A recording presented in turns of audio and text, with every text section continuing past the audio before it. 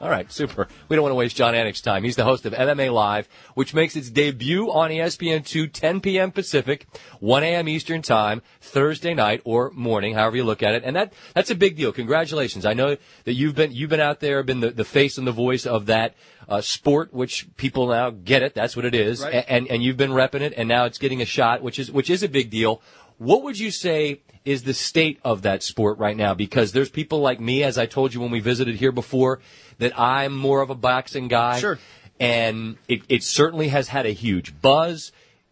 Did it peak and has it dropped? Where is it right now in your estimation? Well, I think a lot of people thought it peaked at UFC 100, but because of the presence of one individual, Brock Lesnar, I don't think the sport has ever had more mainstream momentum. I think most people classify it as the fastest growing sport in the world, and I think the ratings... Is it still? It is. Okay. And I think the ratings for the UFC on Spike and on other outlets really do reflect that. I think in order to take that next big push, it needs the worldwide leader to get behind it. And the way we're going to cover UFC 113 this weekend, having pre- and post-fight shows live from the Bell Center in Montreal, the fan base for this great sport deserves that, and we're just excited to be a small part of it. How will it compare in terms of last weekend? I brought up Mayweather-Mosley. Sure. That wasn't even the fight that we want. And by we, I mean I think any sports fan wants to see Money and Pacquiao together. Sure. And someday it'll happen because there's just too much money Right. for it not to happen. But I had a bunch of friends who were in Vegas last week. They said it was bananas. Now, I know the same thing can be said of UFC, but how will it compare this weekend in terms of attention, viewership,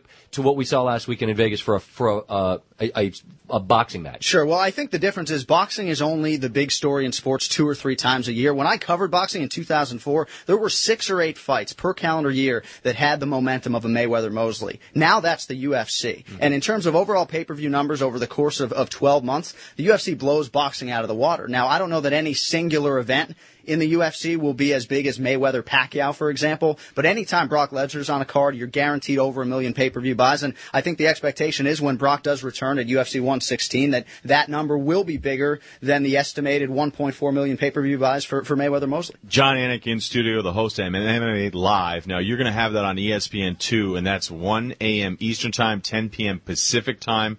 And that'll be, what, tomorrow night? Yeah, we'll be on Thursday nights in May. That'll be our time slot. And then the live shows from Montreal and later this month in Vegas. So MMA Live, Anik the host. Now, as you get ready for UFC 113, Machida Shogun is really the matchup. Right. That is the headliner. What happened in the first bout that gets us excited about the rematch? They fought 7 months ago, and Shogun was the challenger, and a lot of people in combat sports subscribe to the theory that you need to beat the champion to be the champion. I have never scored a round based upon who has the C next to their name. So I thought Shogun Hua won the first matchup. I thought he dominated the final few rounds, and Lyoto Machida won a decision. So the MMA world was abuzz, and really, I would say 90% of mixed martial arts fans and media members scored that fight for Shogun. So they will rematch about 7 months to the day this weekend in Montreal. And once again, Machida is about a 2-1 favorite. And I think a lot of people expect that maybe Machida will make the requisite adjustments and get it done. But it's really because of how controversial the first fight was back in October, the fight itself has a lot of momentum. We mentioned as you were out in Vegas for that Mayweather-Mosley fight, what would Mayweather do in a matchup against a guy his size? Well, it's hard to say what division he'd fight at. I mean, many would think he'd just be a featherweight in MMA, which is 145 pounds. I think he'd need to cut down to 135. I think when you're getting into mixed martial arts, I've always said it's better to have a wrestling or Brazilian jiu-jitsu base than it is to have a striking base. Because I think, you can He's going to end up on the ground anyway. Yeah, right. He's going to end up on the ground. So I think, honestly, for Floyd to have any success, he would need to spend... So you think he'd get mocked? Yeah, I think he'd need to spend 18 to 24 months minimum working on his wrestling and working on the ground game. And Floyd's got too much money to do that. Yeah, so. he's definitely not doing it. John, I want to close with a guy that was perhaps the best and the worst thing to happen to this sport, and that's Kimbo Slice, because he clearly brought a ton of people under the tent, so to speak. Right. And I know that from the emails that this show got, when I brought his name up, there was a great deal of resistance because people felt like he was fraudulent, didn't have the requisite skills to compete, and I guess to some level, I want to say it's bared itself out, but he has not taken the sport by storm.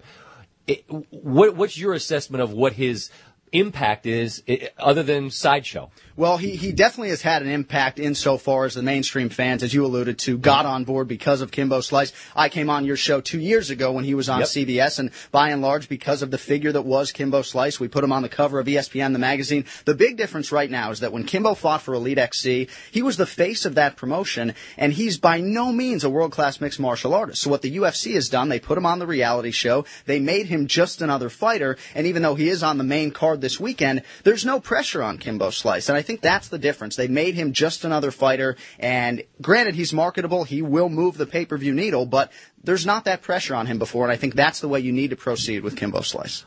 Well, a lot of respect for the fact that you're out there carrying the flag for your sport. I'm thrilled for you, and Thank you. that you're getting an opportunity Thursday, 1 a.m. Eastern, 10 p.m. Pacific on ESPN2 Thursdays in May, and then in advance of this weekend, a bunch of shows. So everybody out there that's passionate about the sport will have a place to watch you. You do a great job with that, and we thank you for being here. Thank you, guys. Appreciate the support. I'll have you on again in 2 years. Well, let's have you on sooner than that. Coming up next,